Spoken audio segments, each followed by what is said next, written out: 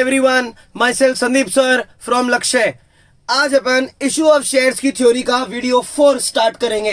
क्या सीखने वाले हैं आज सीखेंगे अपन about private placement, sweat equity shares, ESOP, allotment, application, call money, minimum subscription, vendor, promoter, underwriter, सब एक ही वीडियो में। डन। कुछ नहीं करना, बस ढंग से ये वीडियो देखनी है, मेरे साथ कुछ चीजें साथ में बोलनी है, आपको ये वीडियो इसी समय लर्न हो जाएगा। आज अपन सीखेंगे कि किन 3 तरीकों से शेयर्स को इशू किया जाता है। अगर MCQ में आ जाए कि what are the ways of issuing shares, तो मैक्सिमम ये 3 तरीके होते हैं।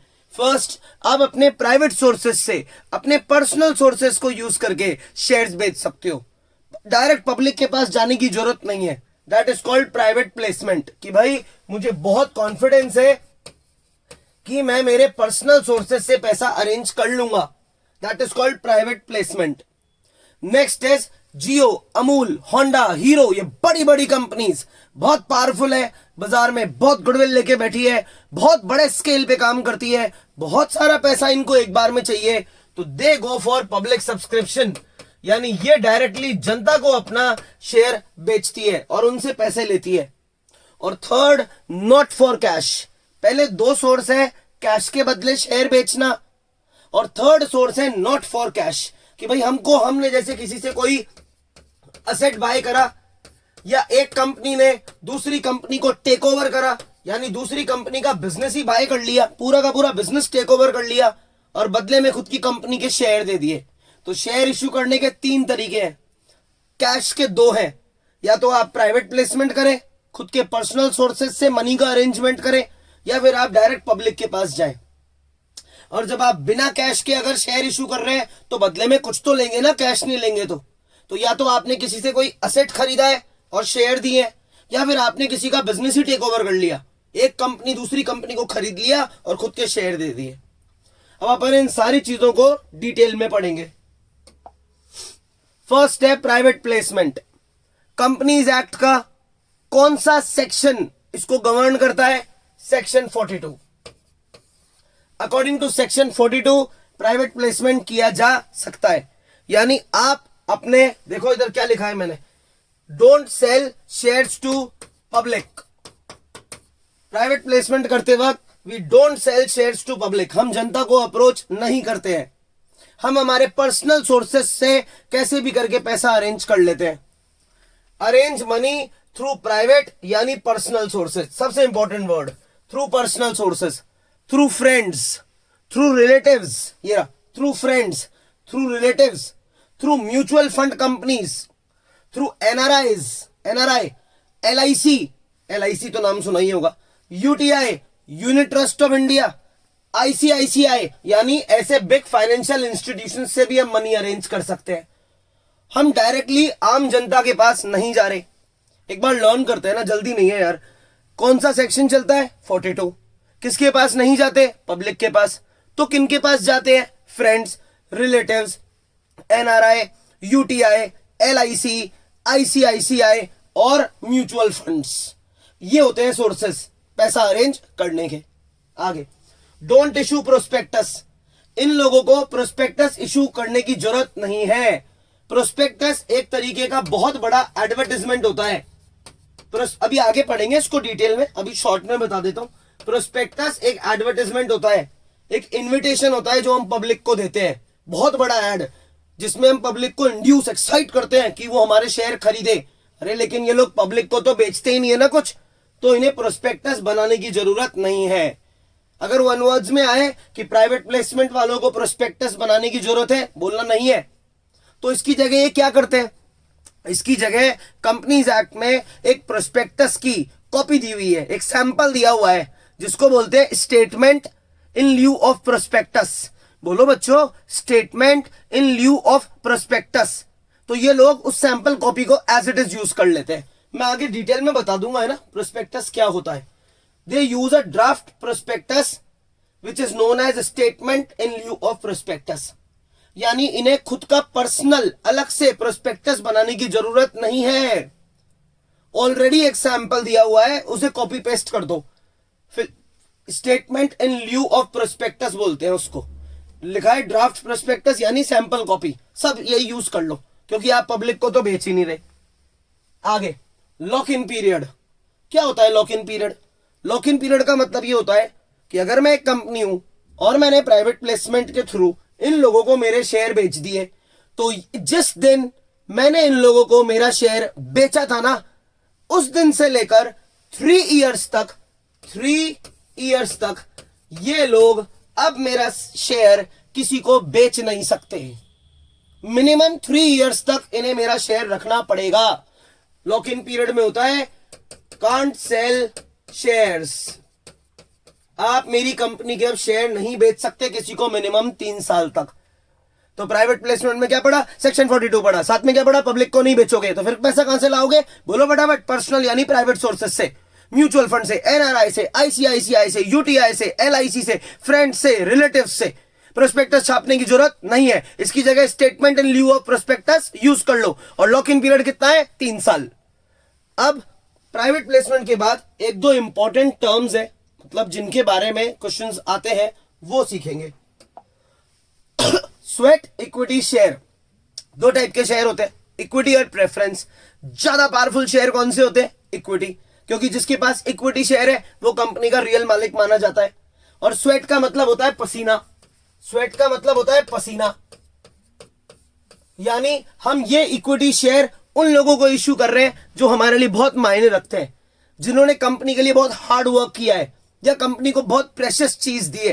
That's why word sweat is being used. Sweat मतलब पसीना, इक्विटी शेयर मैंने बता ही दिया। तो ये स्वेट इक्विटी शेयर्स क्या हैं देखते हैं। और पहली बात तो कौन सा सेक्शन कंपनीज एक्ट का इसे गवर्न करता है? सेक्शन 54। कौन सा सेक्शन है बच्चों? सेक्शन 54 गवर्न करता है स्वेट इक्विटी शेयर्स को, कि ये कैसे इशू किए जाएंगे। स्वेट इक्विटी शेयर्स में हम क्या करते हैं? कंपनी के बड़े बड़े डायरेक्टर्स, कंपनी के टॉप एम्प्लॉइज, जिन्होंने कंपनी के लिए दिन रात पसीना बहाया है, दिन रात मेहनत करी है, उन्हें मार्केट रेट से कम रेट पे यानी डिस्काउंट पे इक्विटी शेयर देते हैं। मार्केट रेट से कम पे इक्विटी शेयर देते हैं। They are issued to employees और directors at discount so that they feel happy, क्योंकि उन्होंने जिंदगी भर कंपनी के लिए मेहनत की है। तो company out of regard, respect free में नहीं दे रही। स्वेट इक्विटी शेयर्स का मतलब यह नहीं होता है कि फ्री में देंगे, डिस्काउंट पे देंगे। अगर एक इक्विटी शेयर मार्केट में 100 का है तो इन लोगों को वो चीज जैसे मानो आप 60 में मिल जाएगी, 60 में, तो 40 रुपीज का कंपनी ने इन्हें क्या दे दिया? डिस्काउंट दे दिया। It feels them, it makes them happy, it makes them more loyal towards company, कि यार और ज्यादा मेहनत करेंगे। ठीक है, गिवन टू एम्प्लॉइज और डायरेक्टर्स एट डिस्काउंट। और किनको स्वेट इक्विटी शेयर देते हैं? इंडिया ने मान लो किसी बंदे से, चाइनीज बंदा है, जिससे टेक्नोलॉजी खरीदी, that's called know how, technology by करी, खत्म, बदले में उसे इक्विटी शेयर्स दे दिए। That is also called sweat equity shares, क्योंकि वो बहुत प्रेशियस चीज हमको दे रहा है। तो आउट ऑफ रिगार्ड हमने मनी दिया होगा, थोड़ा बहुत, मना नहीं है, लेकिन साथ में कुछ इक्विटी शेयर्स भी दिए, क्योंकि उसने हमें नो हाउ दिया। फॉर बाइंग नो हाउ यानी टेक्नोलॉजी, या फिर उसने हमें पेटेंट्स इश्यू करे, कॉपीराइट्स, ट्रेडमार्क, यानी हमने उसका ब्रांड नेम यूज करना है, तो बदले में कुछ तो दोगे ना भाई।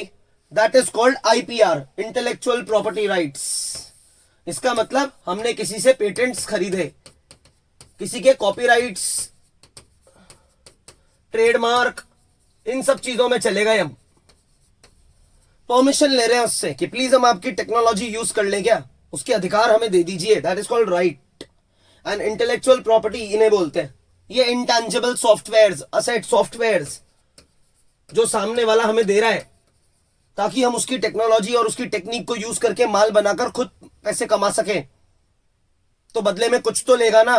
तो बदले में जो हम उसे दे रहे हैं, that is called equity share. तो स्वेट इक्विटी शेयर में कौन सा सेक्शन है मेरे बच्चों? 54। बोलो यार, याद हो जाएगा। सेक्शन 54 किनको इशू किए जाते हैं? एम्प्लॉइज या डायरेक्टर्स को इशू किए जाते हैं एट डिस्काउंट, या फिर उन लोगों को इशू किए जाते हैं जिनसे हमने नो हाउ या इंटेलेक्चुअल प्रॉपर्टी राइट्स यानी आईपीआर खरीदा है।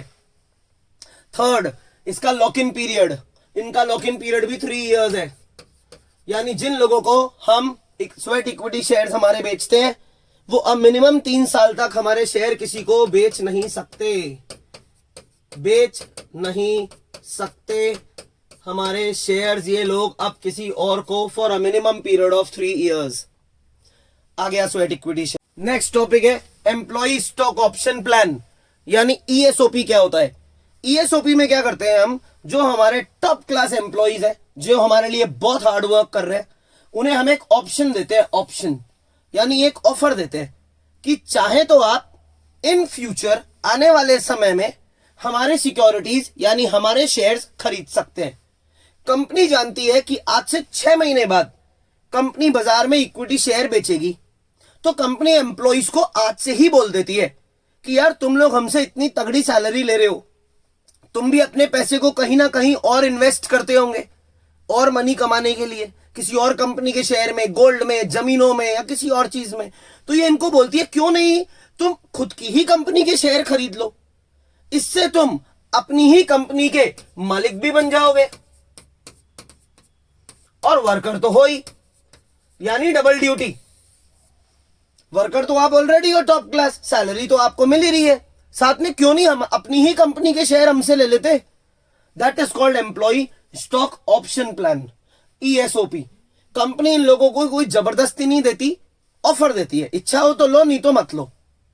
कंपनीज एक्ट का कौन सा सेक्शन ये सब गवर्न करता है, सेक्शन 62(1) का बी, सेक्शन 62 का .1 का बी पार्ट इसको गवर्न करता है। A special resolution is passed by company, इसका मतलब कंपनी ईएसओपी करने से पहले सारे डायरेक्टर्स की, मेजॉरिटी ऑफ डायरेक्टर्स की परमिशन लेती है।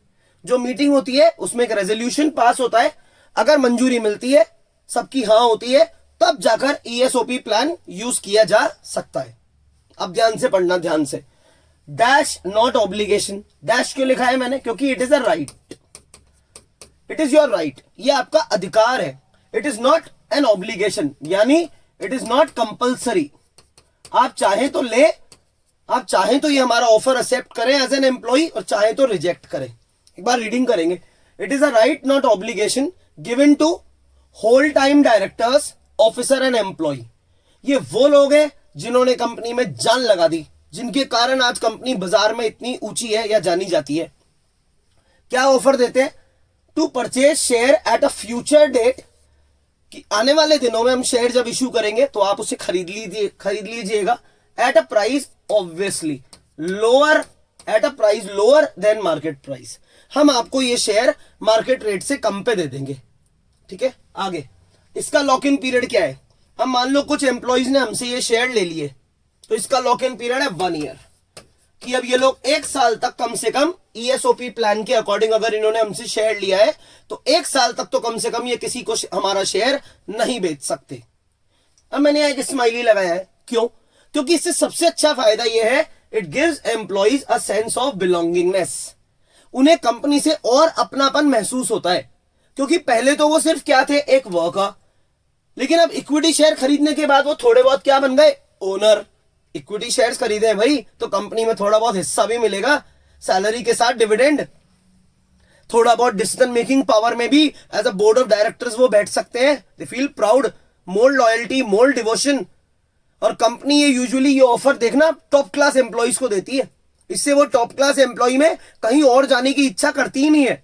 वो सोचता है इसी कंपनी में रुक जाता हूं, अब तो डबल फायदे हैं, अब तो मुझे सैलरी भी तगड़ी मिल रही है एज अ वर्कर, और अगर कंपनी तगड़ा कमाएगी तो मुझे बहुत अच्छा डिविडेंड भी देगी। तो वो क्यों रुक गया, क्योंकि उसे सैलरी भी मिल रही है और उसे साथ में डिविडेंड भी मिल रहा है, तो वो ऐसी कंपनी छोड़ के नहीं जाएगा।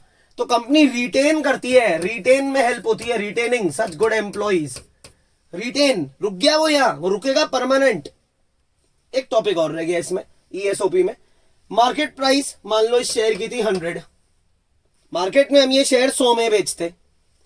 ऑफर प्राइस यानी जिसमें हम इन एम्प्लॉइज को ये चीज बेच रहे हैं, मान लो वो है 60, तो कंपनी 40 रुपीज का लॉस भुगत रही है, लॉस। इस लॉस को बोलते हैं एम्प्लॉय कंपनसेशन। 100 रुपए में मैं बाजार में बेचता, लेकिन मैं ईएसओपी प्लान के अकॉर्डिंग एम्प्लॉइज को ये चीज सिर्फ 60 में दे रहा हूं, तो 40 रुपीज कंपनी का लॉस हो गया।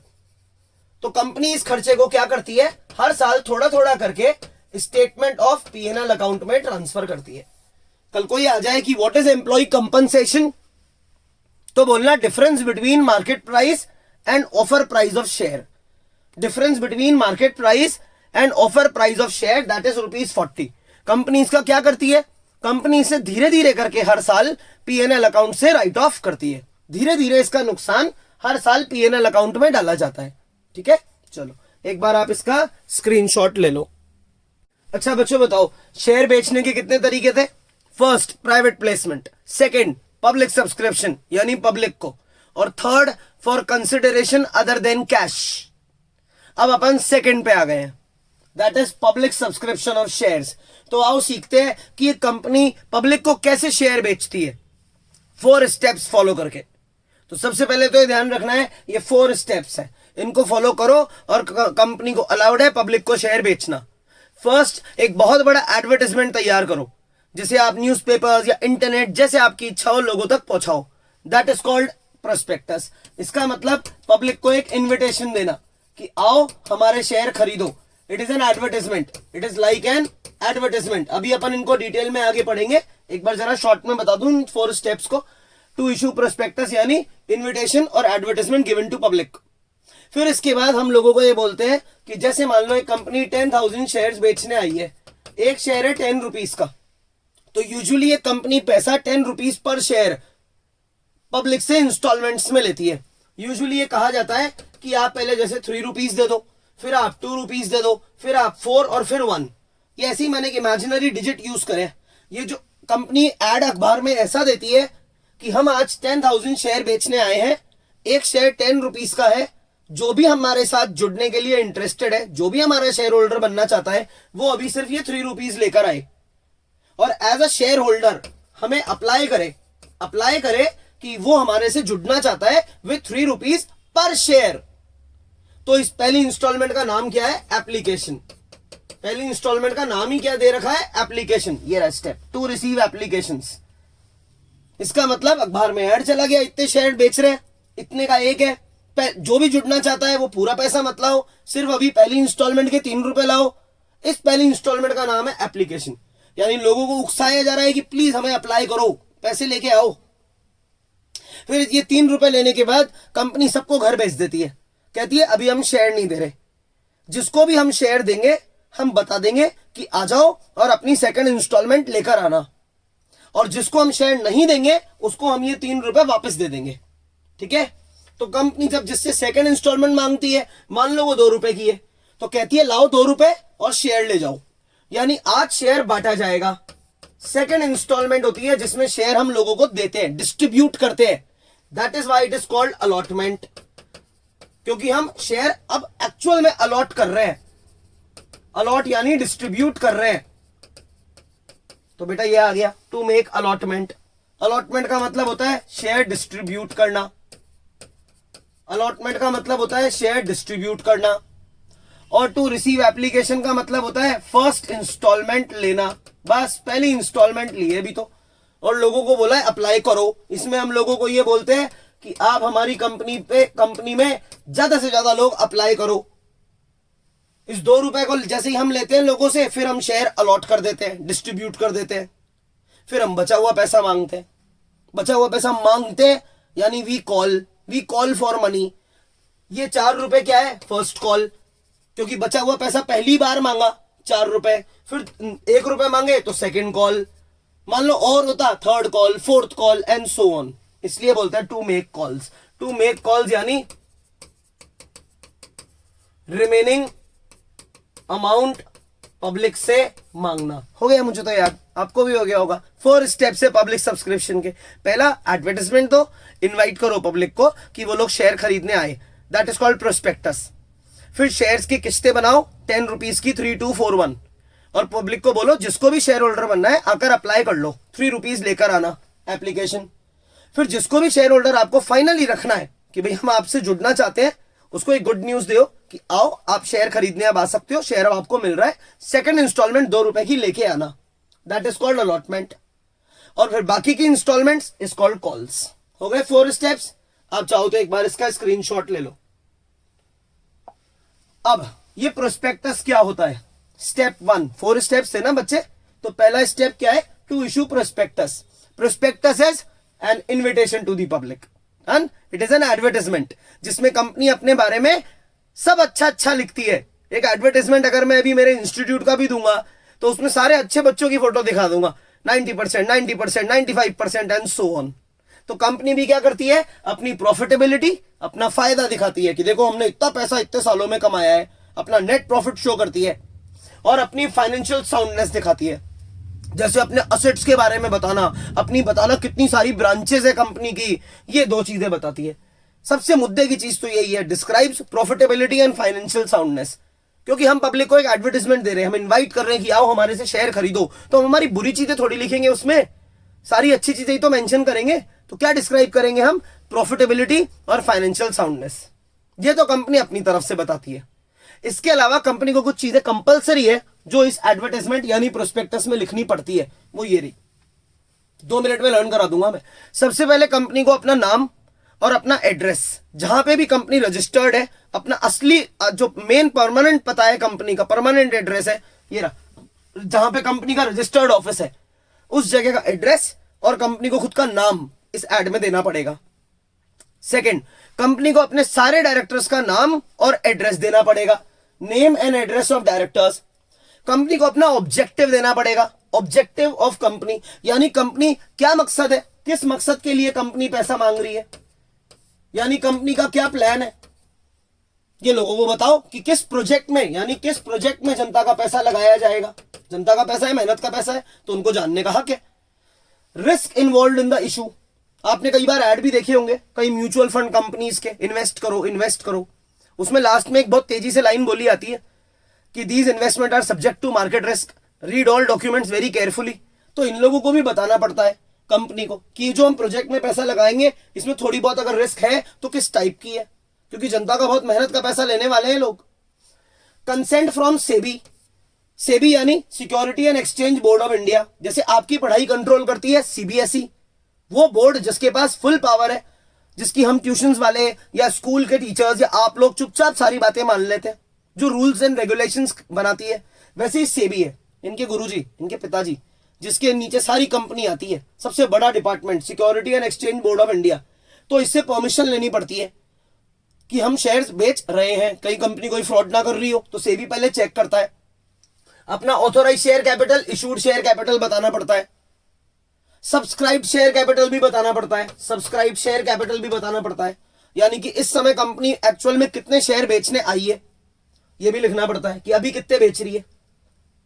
Opening and closing date of issue, यानी कंपनी किस दिन इशू करेगी और आखिरी तारीख क्या होगी लोगों के पास अप्लाई करने की. हो गया सारा, हो गया यार. प्रोस्पेक्टस क्या है, एक इन्विटेशन है पब्लिक को. इसमें हम लर्न करते हैं ना, इसमें कंपनी क्या बताती है, खुद की प्रॉफिटेबिलिटी और फाइनेंशियल साउंडनेस.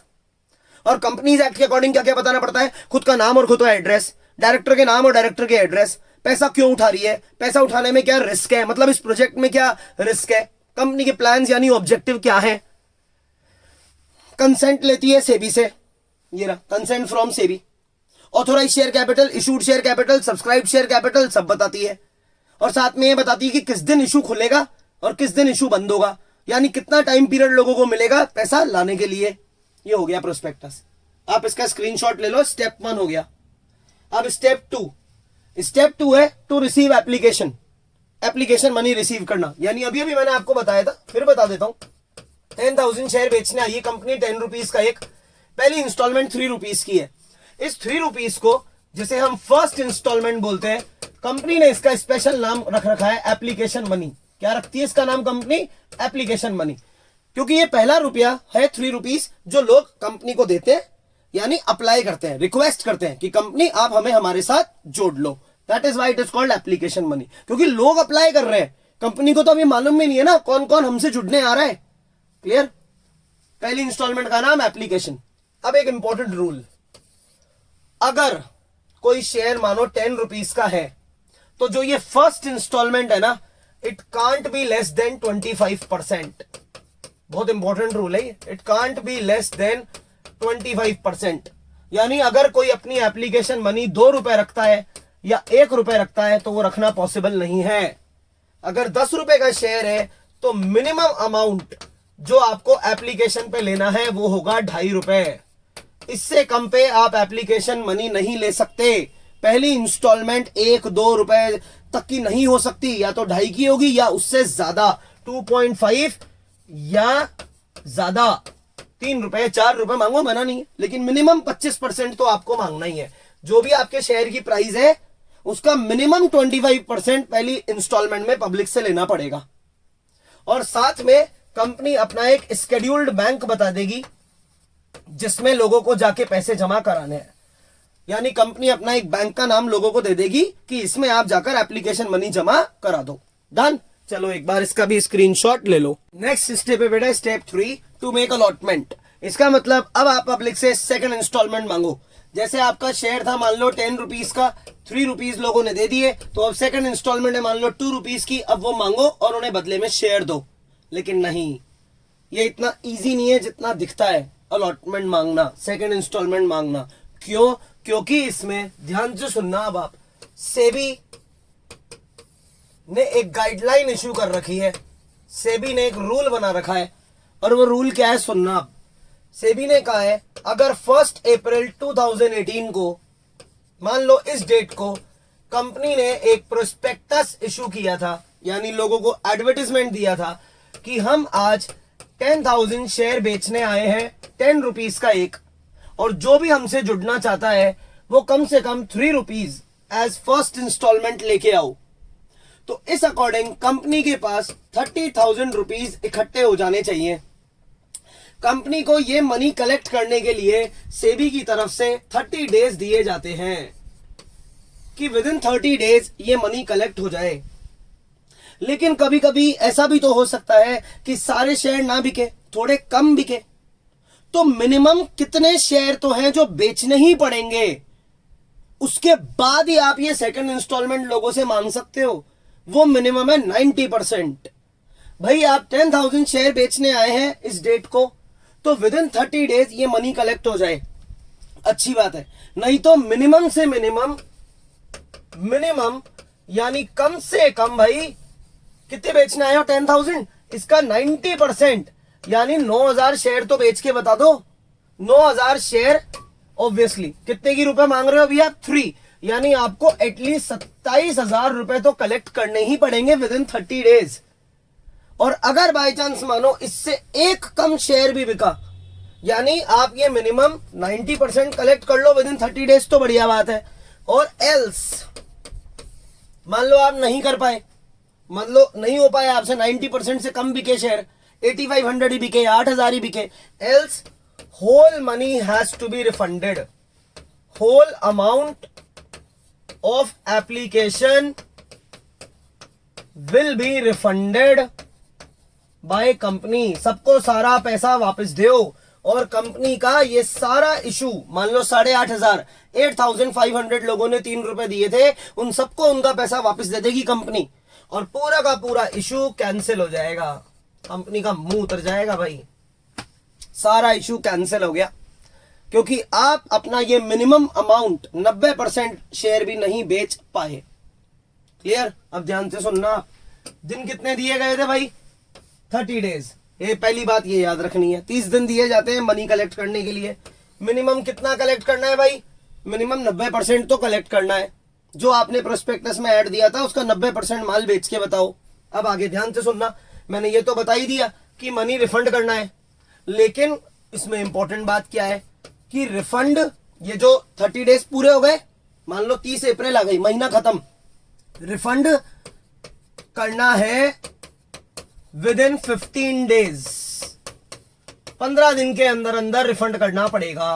15 दिन और दिए जाते हैं भाई, 1 अप्रैल से लेकर 30 अप्रैल तो आपको दे दी मनी कलेक्ट करने के लिए। अब इससे 15 दिन गिन लो आप आगे, 15 मई आ गई, तो 15 दिन के अंदर अंदर आपको लोगों को उनका पैसा वापस देना है।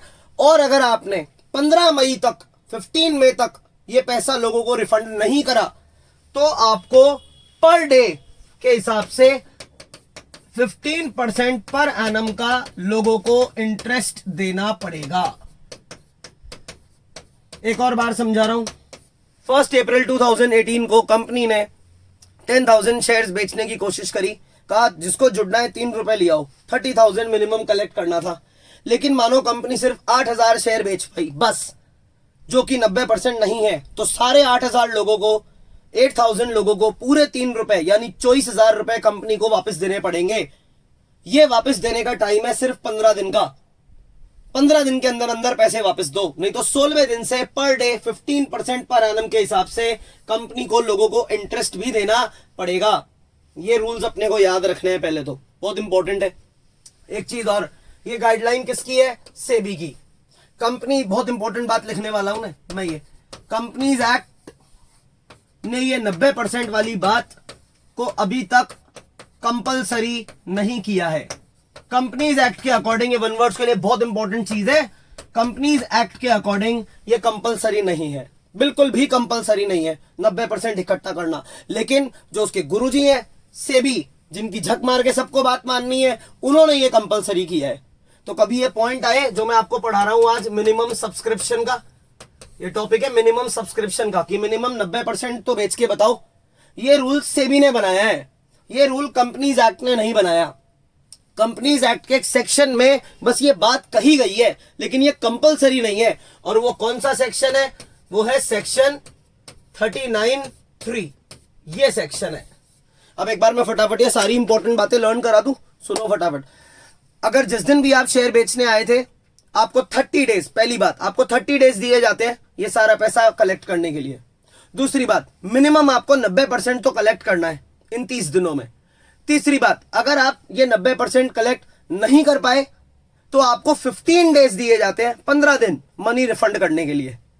डन। अगर आप 15 दिन में रिफंड नहीं कर पाए तो हर दिन अब आपका इंटरेस्ट लगेगा, जितना लेट करोगे आपको 15% पर एनम के हिसाब से लोगों को इंटरेस्ट देना पड़ेगा। फिफ्थ बात, ये रूल किसने बनाया है? सेबी ने। सिक्स्थ बात, ये रूल कंपनीज एक्ट ने अभी तक कंपलसरी नहीं करा है। सेवेंथ बात, कंपनीज एक्ट के सेक्शन 39 के क्लॉज 3 में ये बात मेंशन जरूर है। डन। तो एक बार मैंने अलॉटमेंट से लेकर मिनिमम सब्सक्रिप्शन समझाया है, आप इसका एक बार स्क्रीनशॉट ले लो, ठीक है, फिर आगे पढ़े। अब मिनिमम सब्सक्रिप्शन की जरूरत क्यों पड़ती है? क्यों सेबी ने कहा कि मिनिमम 90% तो पैसा लोगों से ले हो? अरे इसका एक कारण है। एक बात बताओ, जिस कंपनी को 10,000 शेयर बेचने थे और शुरू में 3 रुपए के हिसाब से 30,000 रुपए की जरूरत थी, उस कंपनी ने कोई तो फाइनेंशियल प्लानिंग की होगी, पहले प्लानिंग करी होगी ना कि मिनिमम यार 30,000 रुपए तो चाहिए तभी प्रोजेक्ट स्टार्ट होगा। चलो इसका 10% कम माफ कर दिया इन्होंने, यानी इन्होंने कहा 90% तक कलेक्ट करके बता दो, 27,000 कलेक्ट कर दो। लेकिन ये कंपनी कलेक्ट कर पा रही है 24,000, तो ये तो शुरुआत में ही शॉर्टेज ऑफ फंड्स हो जाएगी। शुरुआत में ही सेबी को लगेगा इस कंपनी का तो प्लान आज निकल फ्लॉप होने वाला है, क्योंकि लोग शायद इस पे भरोसा नहीं करते, इसको तो पैसे की शॉर्टेज होने वाली है। तो सेबी ऐसे रिस्की प्रोजेक्ट्स को अप्रूवल नहीं देती, कहती है इसी वक्त इस इशू को कैंसिल कर दो। और सेबी इस कंपनी को सुनाती है कि इन 4 बातों के लिए तुझे मिनिमम 90% पैसा तो चाहिए ही चाहिए। ये तो कॉमन सेंस है। फर्स्ट, कि तू एक कंपनी है तो तुझे कोई ना कोई तो शुरुआत में क्या लेने पड़ेंगे? असेट्स बाय करने पड़ेंगे। भाई जनता से पैसा क्यों उठा रहे हैं? इसलिए उठा रहे हैं क्योंकि हमें कोई प्रॉपर्टी खरीदनी है, हमें असेट्स खरीदने, land and building, motor vehicle, plant and machinery. तो सेबी ने कहा जब पैसा ही नहीं रहेगा तो असेट्स नहीं आएंगे, असेट्स नहीं आएंगे तो प्रोजेक्ट स्टार्ट ही कैसे होगा? पहली बात, for payment of any asset purchased. Second, थोड़ा जब कंपनी शुरू होती है तो कंपनी के शुरुआत में थोड़े बहुत कंपनी के प्रिलिमिनरी एक्सपेंसेस होते हैं, कंपनी के शुरुआती खर्चे, जो मैं अभी समझाऊंगा डिटेल में। जैसे दलालों को उनकी दलाली देना, which is called underwriting commission या ब्रोकरेज। तो कंपनी को ऐसे प्रिलिमिनरी एक्सपेंसेस यानी इनिशियल एक्सपेंसेस के लिए भी पैसे चाहिए। समझ में आ रहा है सेबी कितना सही बात बोल रहा है कि तुम्हें पैसे चाहिए प्रॉपर्टी खरीदने के लिए, यानी असेट खरीदने के लिए, प्रिलिमिनरी एक्सपेंसेस करने के लिए। थर्ड, अगर बाय चांस कंपनी ऑलरेडी इनका और इनका इंतजाम कर चुकी, किसी से लोन लेके, कंपनी ऑलरेडी लोन ले चुकी किसी से असेट के लिए और प्रिलिमिनरी एक्सपेंसेस के लिए, तो अब कंपनी को जनता से इसलिए पैसा चाहिए क्योंकि कंपनी को जनता से पैसा लिया हुआ ये लोन चुकाना है। तो थर्ड पॉइंट ये है, for repayment of loan taken for above purpose. First point, या तो तुम्हें एसेट खरीदना है, या तुम्हें प्रिलिमिनरी एक्सपेंसेस करने हैं, या तुम्हें अपना कर्जा चुकाना है, कंपनी को अपना वो लोन चुकाना है जो कंपनी ने किसी और से ऑलरेडी ले लिया था इन दोनों खर्चों को करने के लिए। और फोर्थ, ऑब्वियसली डेली एक्सपेंसेस के लिए, यानी फॉर वर्किंग कैपिटल। कंपनी के डेली के खर्चों के लिए कंपनी को पैसे की रोज जरूरत है, बिजली का बिल जमा कराना है, स्टाफ को सैलरी देनी है, जगह का रेंट देना है, एंड सो ऑन। तो टोटल 4 पॉइंट्स है which makes essential concept of minimum subscription. It is called need for minimum subscription, कि 90% पैसा कलेक्ट करना क्यों जरूरी है, इन 4 बातों के लिए जरूरी। लास्ट स्टेप, स्टेप 4, यानी हमें बचा हुआ पैसा मांगना है। अगर 10 रुपीज का शेयर है तो 3 रुपीज एप्लीकेशन मनी है, आ गए। 2 रुपीज मान लो आप, मैं अज्यूम कर रहा हूं सिर्फ ये डिजिट, 2 रुपीज अलॉटमेंट मनी है, आ गई। अब बचा हुआ पैसा है 4 और 1, ये है कॉल मनी, ये रिमेनिंग अमाउंट। तो ये रिमेनिंग अमाउंट जो कंपनी मांगती है, इसके लिए कंपनी को खुद के आर्टिकल ऑफ एसोसिएशन के कुछ रूल्स फॉलो करने पड़ेंगे। कुछ प्रोविजंस है जो कंपनी अपने सबसे इंपॉर्टेंट डॉक्यूमेंट यानी आर्टिकल ऑफ एसोसिएशन में मेंशन करती है, उन प्रोविजंस को फॉलो करो। और अगर किसी कंपनी ने खुद का आर्टिकल ऑफ एसोसिएशन नहीं बना रखा है तो टेबल एफ शेड्यूल 1 की उसे फॉलो करो, शेड्यूल 1 की टेबल एफ के रूल्स फॉलो करो। वापस कंपनी जो कॉल्स रिमेनिंग अमाउंट मांगेगी यानी ये कॉल मनी मांगेगी, उसके लिए कंपनी खुद का आर्टिकल ऑफ एसोसिएशन के प्रोविजंस फॉलो करेगी। और अगर उन्होंने एओए नहीं बना रखा है तो उन्हें table F of schedule 1 follow करना पड़ेगा। अब कौन से प्रोविजंस हैं जो आर्टिकल ऑफ एसोसिएशन में लिखे गए हैं, यानी इनमें लिखे गए हैं। फर्स्ट, कि कोई भी installment, application, allotment, first call, second call की वैल्यू शेयर के 25% से ज्यादा नहीं होगी। यानी 10 रुपए का 25% होता है 2.5, तो बेटर रहता है कि आप चारों इंस्टॉलमेंट ही 2.5 की कर दो। इससे ज्यादा आप एक इंस्टॉलमेंट पे नहीं लोगे। ये है इसका पहला पॉइंट, ये लिखा, no installment will be more than 25% of issue price. ये पहला पॉइंट हो गया। अब सुनो आप, कंपनी ने एप्लीकेशन मनी ली, कंपनी ने अलॉटमेंट मनी ली, यानी ये सेकंड इंस्टॉलमेंट भी ले ली। इस मनी को लेने के बाद जैसे ये 2 रुपीज आते हैं, कंपनी को अब 12 मंथ्स 12 महीने का टाइम दिया जाता है ये बाकी का पैसा कलेक्ट करने के लिए। कितना टाइम दिया जाता है? 12 मंथ्स दिए जाते हैं कंपनी को बाकी का अमाउंट कलेक्ट करने के लिए from the date of allotment. वो ये रहा, all amount on shares should be fully called up within 12 months. ये मैंने इसीलिए फिल इन द ब्लैंक किए थे ताकि मैं समझा दूं। Within 12 months from date of allotment, यानी जो भी अलॉटमेंट की डेट है, सेकंड इंस्टॉलमेंट आ गई, उसके बाद 12 महीने मिलेंगे बाकी का पैसा इकट्ठा करने के लिए। अब ये जो 2 इंस्टॉलमेंट है, फर्स्ट कॉल और सेकंड कॉल, इन दोनों के बीच में मिनिमम 1 महीने का गैप होना चाहिए। There must be a time gap of 1 month between both calls. यानी ये जो 2 इंस्टॉलमेंट है, इनके बीच में मिनिमम 1 महीने का टाइम गैप दो शेयर होल्डर को पैसे लाने के लिए। 1 महीने बाद मांगना कम से कम। अब अपन किसी भी शेयर होल्डर से कभी पैसा मांगे तो अपन ऐसे बोलेंगे क्या कि आपकी नेक्स्ट इंस्टॉलमेंट कल ड्यू हो रही है, पैसे लिया ना? नहीं ना, इतना कम टाइम नहीं देना चाहिए ना। हर किसी भी आदमी को मनी अरेंज करने के लिए, उसको भी मनी अरेंज करने के लिए टाइम लगेगा। तो आर्टिकल ऑफ एसोसिएशन के अकॉर्डिंग कंपनी को मिनिमम 14 डेज पहले, 14 दिन पहले शेयर होल्डर को बताना पड़ेगा कि भाई अब आपकी ये नेक्स्ट इंस्टॉलमेंट ड्यू हो रही है, हम आपको 14 डेज का टाइम दे रहे हैं ये मनी अरेंज करने के लिए। At least 14 days notice must be given to shareholder to pay amount of calls। तो कॉल मनी से रिलेटेड जितने पॉइंट्स थे वो सारे आ गए हैं। पब्लिक को अपन शेयर बेच चुके हैं। लास्ट टॉपिक पढ़ेंगे आज का। अपन ने ये पढ़ लिया कि शेयर प्राइवेट प्लेसमेंट के थ्रू कैसे बेचे जाते हैं, शेयर्स पब्लिक को कैसे बेचे जाते हैं।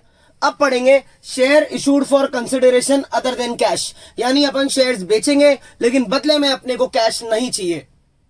क्यों? फर्स्ट, अपन ऐसे शेयर्स इशू करते हैं प्रोमोटर्स को। प्रोमोटर वो लोग होते हैं जो कंपनी को स्टार्ट कराते हैं, जिनके कारण आज कंपनी चल रही है।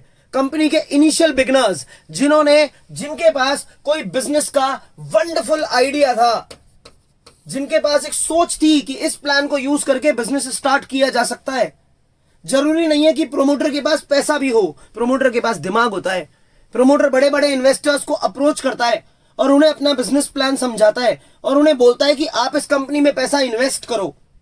तो ऐसे बंदों को कंपनी बदले में पैसे ना देकर शेयर्स इशू करती है, उनके इस मेहनत को एप्रिशिएट करती है बाय इशूइंग शेयर्स। तो पहला कौन हुआ? प्रोमोटर। ये वो लोग हैं जिनके आइडिया के चक्कर में आज कंपनी चल रही है, जिन्होंने इन इन्वेस्टर्स को आइडिया दिया था कि क्यों ना अपन एक ऐसी कंपनी स्टार्ट करें, तो इन प्रोमोटर्स को कंपनी क्या देती है? शेयर्स देती है इनकी मेहनत के बदले। नेक्स्ट, कभी भी कोई नई कंपनी स्टार्ट होती है ना, यूजुअली एक नई कंपनी स्टार्ट होती है तो उसको डर लगता है पब्लिक को सब्सक्राइब करने में। उसको ये लगता है मेरी मार्केट में अभी इमेज ही नहीं है इतनी कि मेरे नाम पे लोग शेयर्स खरीदेंगे, तो वो टॉप क्लास दलालों को, ब्रोकर्स को यानी अंडरराइटर्स को हायर करती है और इन ब्रोकर्स को बोलती है कि प्लीज आप हमारे शेयर्स बेचिए। ये ब्रोकर्स ऑब्वियसली ब्रोकरेज लेंगे, दलाली लेंगे, तो हम इनको दलाली के बदले क्या देते हैं? कंपनी के शेयर्स। यूजुअली अंडरराइटर्स का सहारा कौन लेती है? कोई नई कंपनी, क्योंकि उसे यह लगता है कि मैं पब्लिक के पास नहीं जा सकता, तो वो इन अंडरराइटर्स के पास जाती है और इनको बोलती है कि प्लीज मेरे शेयर बिकवाओ, बदले में मैं आपको मेरी कंपनी के शेयर्स दे दूंगा। ऐसे लोगों को बोलते हैं अंडरराइटर, जो कंपनी बिगनिंग कराए, प्रोमोटर जो कंपनी के शेयर बिकवाए, अंडरराइटर। और तीसरा कारण वेंडर। वेंडर मतलब कि मैं एक कंपनी चला रहा हूं, मुझे दूसरी कंपनी खरीदनी है या फिर मुझे कोई असेट खरीदना है, तो बदले में मैंने शेयर दे दिए, पैसे नहीं दिए। तो वेंडर को यानी ऐसे सप्लायर को, क्रेडिटर को हम कब शेयर देते हैं? फर्स्ट, या तो हमने उसका बिजनेस परचेज किया है, हमने उसका पूरा बिजनेस ही टेक ओवर कर लिया, बदले में शेयर दे दिए, या फिर हमने उससे कोई असेट लिया है, हमने कोई असेट खरीदा है। इन तीन लोगों को कंपनी शेयर देती है, बदले में पैसे नहीं लेती। इनकी जर्नल एंट्रीज आपके कोर्स में है, जो अपन आगे सीखेंगे, अभी बस थ्योरी सीखनी थी। ठीक है, तो बच्चों आज की क्लास खत्म करते हैं। वीडियो 4 में आपने इतने सारे टॉपिक्स मुझसे आज पढ़े, मैं लिखता इसलिए हूं ताकि पता रहे, रिवाइज भी करना हो तो वीडियो कहां से रिवाइंड करना है, कि आज हमने सारे टॉपिक्स कवर कर लिए। डन। होप सो आपको एक्साइटमेंट और हो रही हो कि अब आगे क्या आने वाला है, इसलिए मैं ये भी लिख देता हूं कि वीडियो 5 में क्या आने वाला है। वीडियो 5 में अपन पढ़ेंगे कैपिटल रिजर्व क्या होता है, कैसे बनाया जाता है, प्रिलिमिनरी एक्सपेंसेस, शेयर प्रीमियम पे इशू किए जा सकते हैं क्या, यानी थोड़े महंगे इशू किए जा सकते हैं क्या, इसे बोलते हैं एसपीआर। फिर ये एसपीआर का पैसा हम कहां कहां यूज कर सकते हैं, बहुत इंपॉर्टेंट है ये टॉपिक। तो शेयर्स क्या हम डिस्काउंट पे भी बेच सकते हैं क्या, अंडर सब्सक्रिप्शन और ओवर सब्सक्रिप्शन ये क्या टर्म है। अब अगर आपको ये सब सीखना है तो उसके लिए कुछ नहीं करना, सिर्फ आप संदीप सर, भानु सर नाम का चैनल सब्सक्राइब कर लो, बेल आइकन दबा दो, ताकि जब भी मैं ये वीडियो अपलोड करूं आपको नोटिफिकेशन मिल जाए और आप मेरे साथ पढ़ सको। डन। मिलते हैं अगली क्लास में।